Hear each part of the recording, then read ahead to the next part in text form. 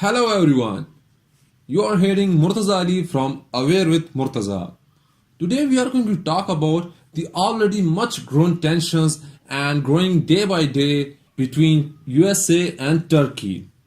And in this video we are going to talk about the past relations, the current tensions and the tensions apart from the current tensions and what's next for these two countries. So without any further delay, let's get into it.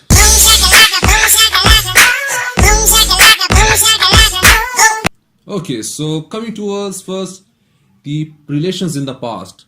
So formal relations between Turkey and USA started in 1947 under the Economic and Technical Cooperation Agreement, which was also a part of Truman Doctrine, where US promised to support democratic nations with intention to contain the Soviet expansion.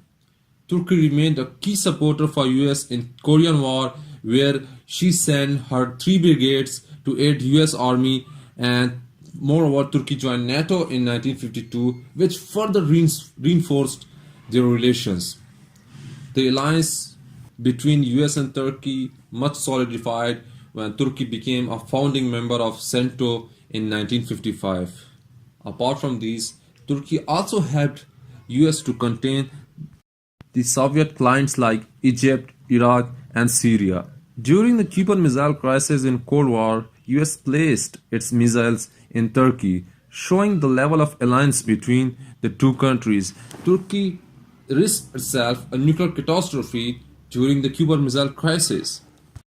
And the voyage of alliance were going smooth, and in 1980, Turkey signed the DECA Defense and Economic Cooperation Agreement, under which US was given access to 26 military facilities, and Turkey could buy modern military hardware and given $450 million to start.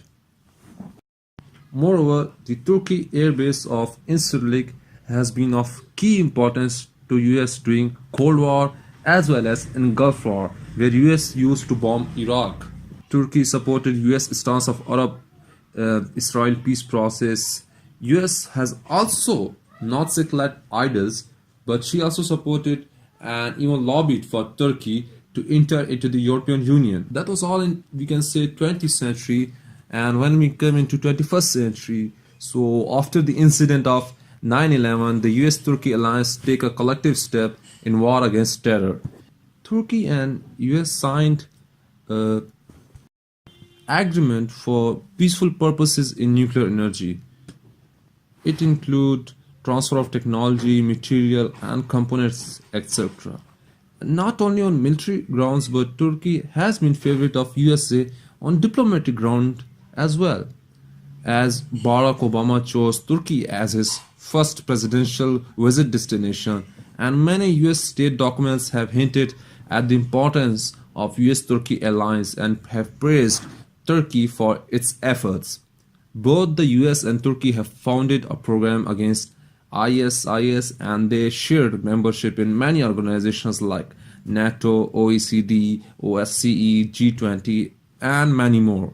That was a little brief, we can say, information about how the US-Turkey relations have been in past.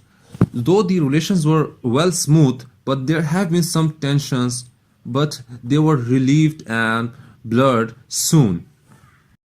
First of all, the first incident we can hint or we can mention here is that when in Cold War and Gulf War, US used Incirlik airbase of Turkey for her air maneuvers and to bomb Iraq. But in 2013, the Iraq War, Turkey didn't allow US to use its Incirlik base to bomb Iraq. And another incident followed the Iraq War on 4th July 2013. Turkey military personnel who were operating in northern Iran were captured by the US forces and interrogated in a quite unpleasant way, and that incident is known as the Hood event in history. Turkey had pressed USA to operate against the Kurdistan Workers' Party in northern Iraq, but USA didn't. The claims by US were that the northern Iraq area is more stable as compared to other regions, and in 2007 Turkish armed forces took the initiative by themselves and start military operations against the Kurdistan Workers' Party in northern Iraq. Another incident where Turkey and USA came to a disagreement was when in April 2010, USA wanted to impose more sanctions on Iran for her nuclear pursuits, but Turkey opposed those sanctions along with China and India, and in return, arms supplies to Turkey was delayed by USA. Moreover, the American forces in Syrian civil war were openly allied and still allied with Kurdistan YPG fighters and support them militarily. On the other hand, Turkey had declared them terrorists. So these were a few incidents in the past where Turkey and USA came to a disagreement, but these tensions were relieved and fade out with time, and the alliance US and Turkey wasn't that much influenced by these incidents. So now let's talk about the current tensions, why these tensions occurred, and what repercussions these tensions are producing for both the countries and for the globe as well. So in July 2016, a failed military coup happened in Turkey. Firstly, US was generally criticized for not condemning the coup attempt. But some days later, the mastermind of this coup was declared Fethullah Gulen, who has been in exile for many years and is residing in USA. So Turkey government asked US for his extradition, but USA refused. And this ember producing fire between these two countries. Moreover, a Turkish pro-government newspaper declared the former NATO general and US Army General John F. Campbell as the mastermind of this coup as well.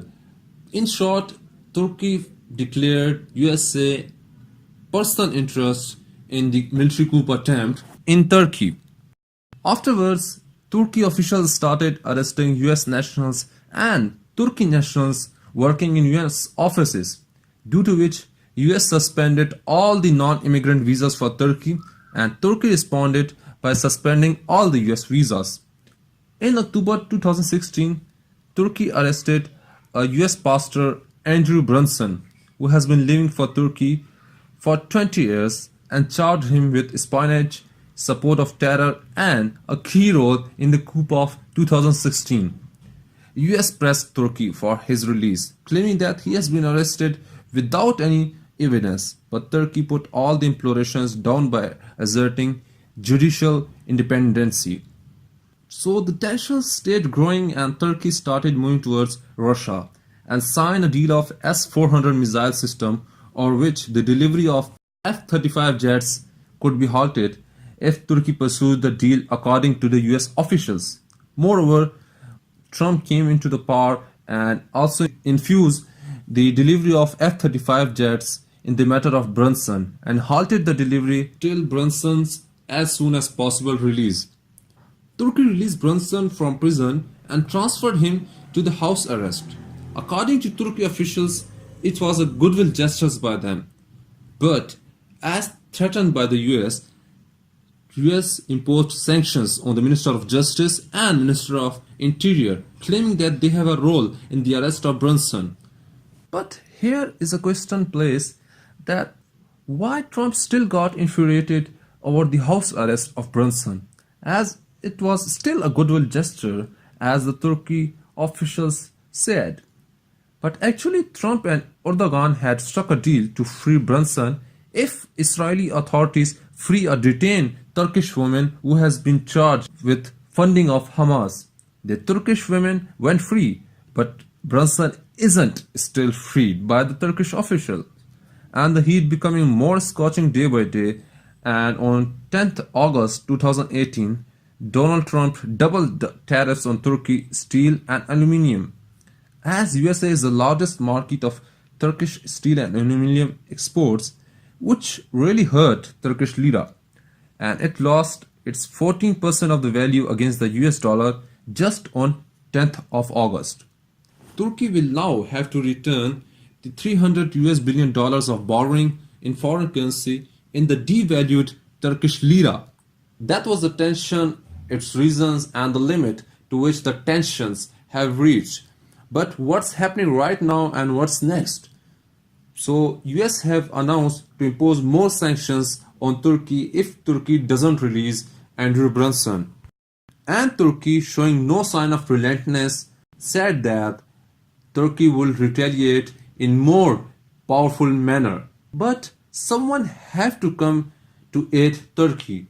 So Qatar was the first nation to offer Turkey any aid, and she would provide Turkey with 15 billion US dollars investment and financial assistance. Qatar is now viewed as double-crossing US and stepping over the intentions of USA because Qatar is one of the strongest ally of USA. Moreover, Qatar and Turkey also signed a currency swap agreement. Though several other countries had expressed something of same nature, but neither of it came practical. Apart from Qatar, Russia and China is cashing the moment as Russia will deliver the first S-400 missile system 1 year prior to what was agreed, and the batteries would be supplied in 2019. And China has also promised to help and invest in Turkey. Let's wait and watch when does this conflict come to an end, but one thing is for sure, it will really cost a deal in war against terror. So that was it. Don't forget to like the video, keep sharing it, keep commenting, and like us on Facebook, follow us on Instagram, add us on Snapchat, and the most important, subscribe to our channel. See you in the next video. Till then, be happy, spread smile, take care, have a nice day.